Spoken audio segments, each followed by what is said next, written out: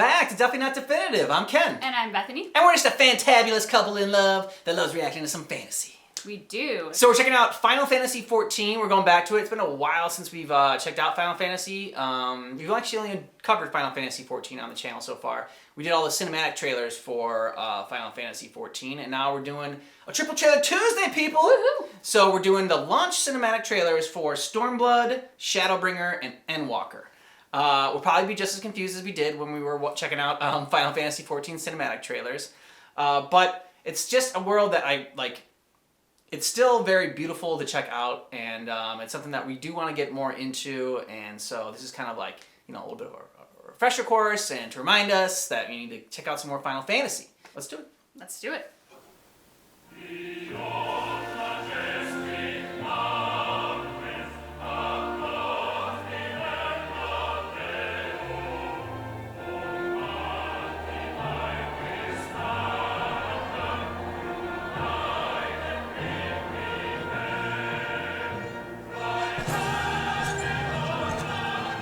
Fancy.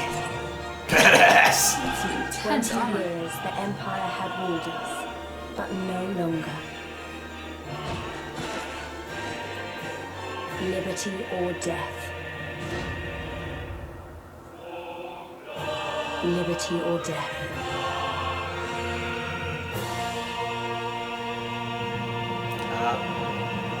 Liberty. Those are my two options.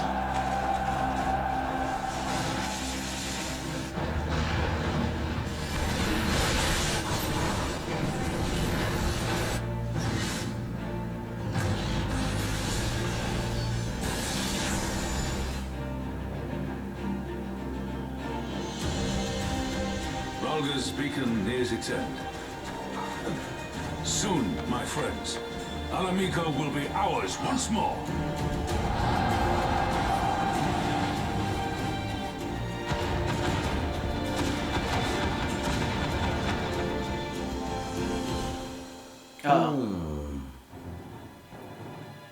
So spirited and so empty.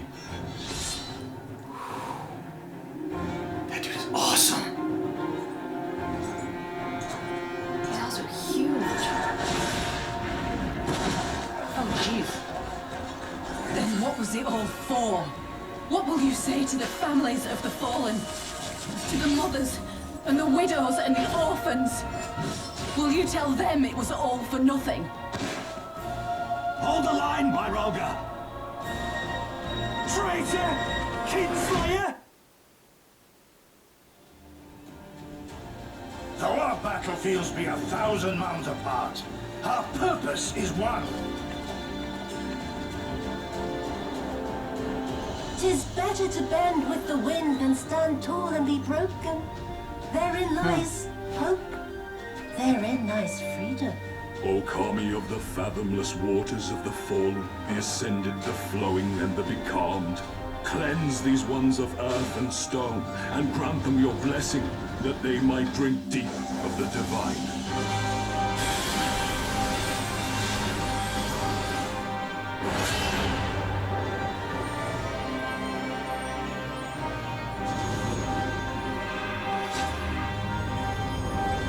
Whoa.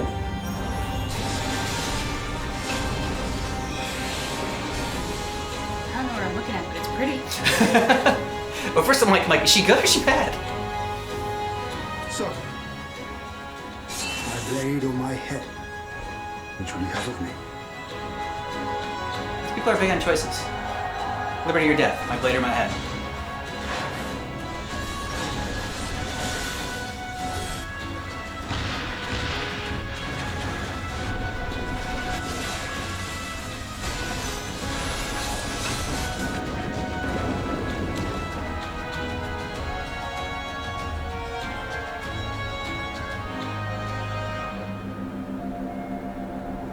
Oh, so that hand that they were fighting on earlier.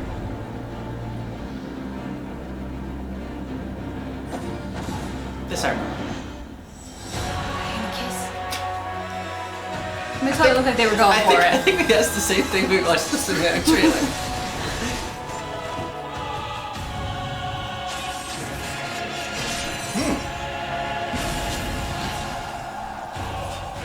Ooh, that was a cool helmet.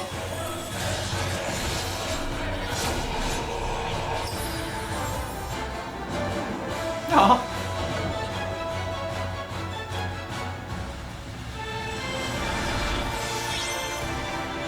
Yeah, flamethrower.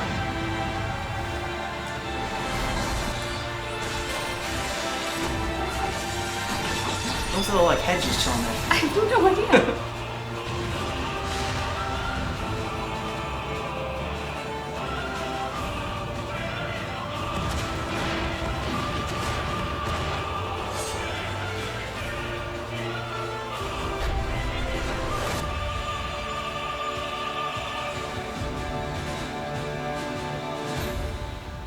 Look ye where the sun doth rise, see crimson embers darkening skies.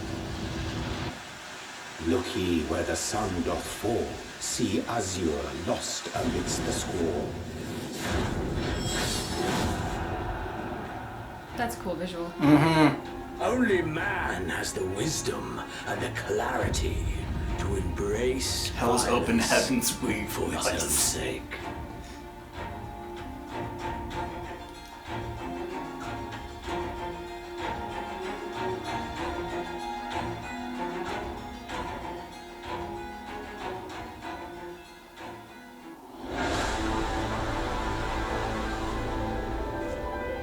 Pretty boy Norman Reedus.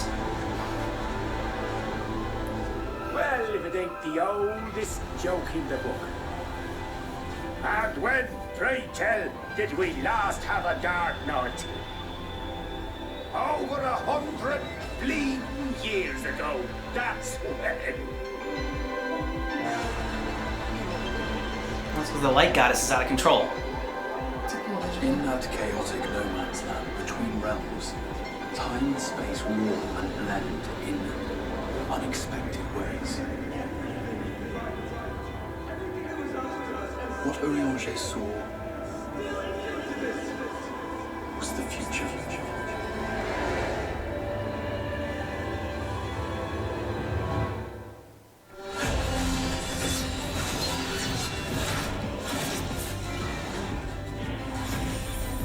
That's how the Sin Eaters came to be. They were once living creatures, people, that were caught in the path of the flood. Aw. Once the change is wrought, there is no going back.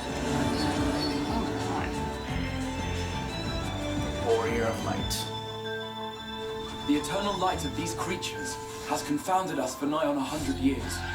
For each we have put down, another has risen up in its place, born of the self-same ether relinquished by its predecessor.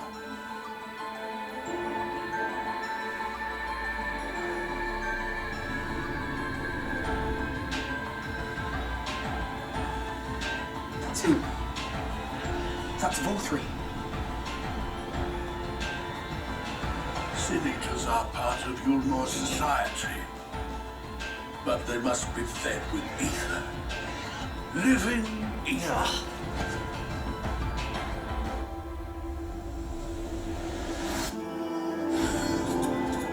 He's as big as like the Duke in Resident Evil 8. Yeah. Way bigger. This world's beyond saving. Like those who try to save it. This world Tink! has had its fill of heroes. Yep. Gotta have balance, light and dark. Ooh, his face can change, yeah! That was kind of cool.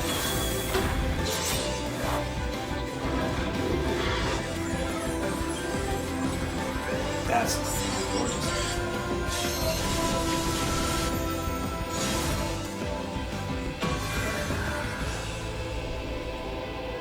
Everything we did, everything we gave, what was it for?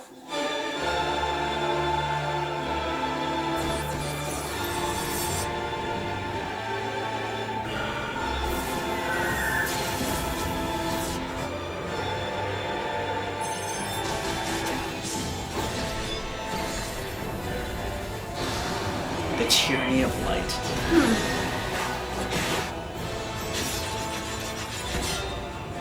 I like how they flip it on its head because, like, you know, you always think of light as good and dark is evil, and so Yep. like nope, you How many too much of one, years have I it's not good. waited for this moment? For the one possessed of her blessing. For you.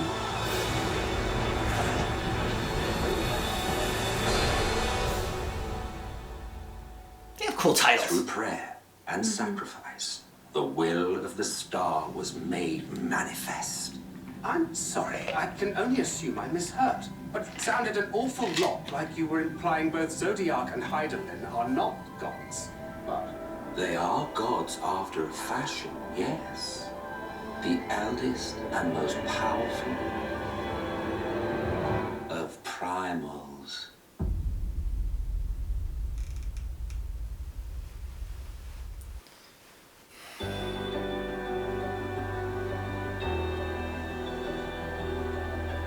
And so you venture forth unto the unknown.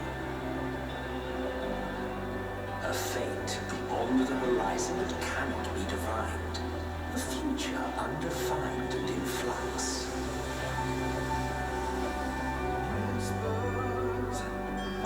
Have a safe journey. And please, be careful.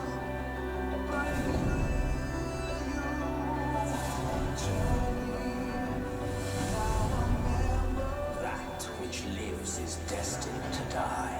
Love leads to loss. Every beginning has an end. Ooh, that's a cool. Every moment, every step of your descent. And there, in the depths where souls and stars rest, find your truth.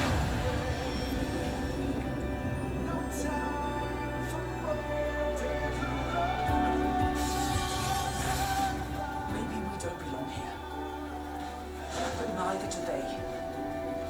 Not out here in the wind and the cold. That bloom will be your guide, test and proof of your conviction. In darkness, seek joy. Walk free. And That's awesome. light for others to follow.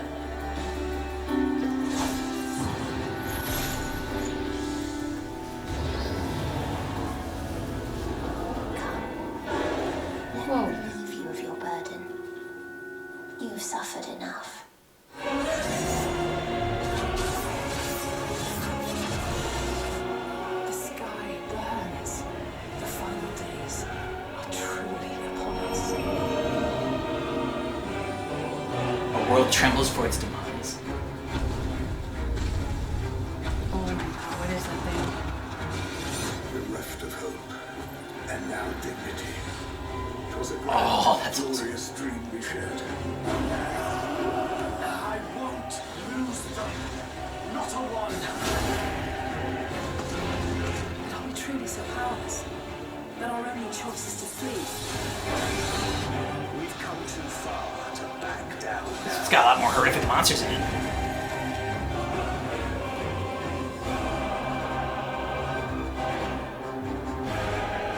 Wheresoever there is suffering and despair, you appear to fulfill your duty as defender of this star.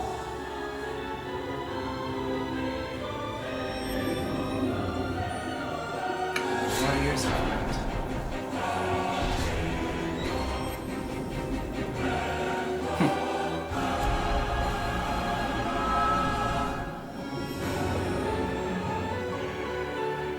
There must be a way to restore things to the way they were. To reclaim the perfect paradise we once had. They're part of the organization of Kingdom Hearts. Their hoods and everything. A world free of sorrow. You can't have a world free of sorrow, though. Let the curtains fall upon this, the final chapter in the tale of the star.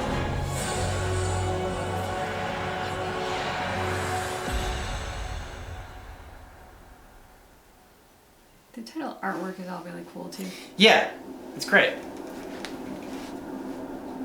Two of you at my side. means more to me than you know. Thank you.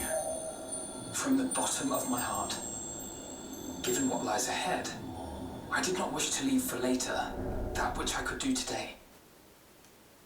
It's a good motto.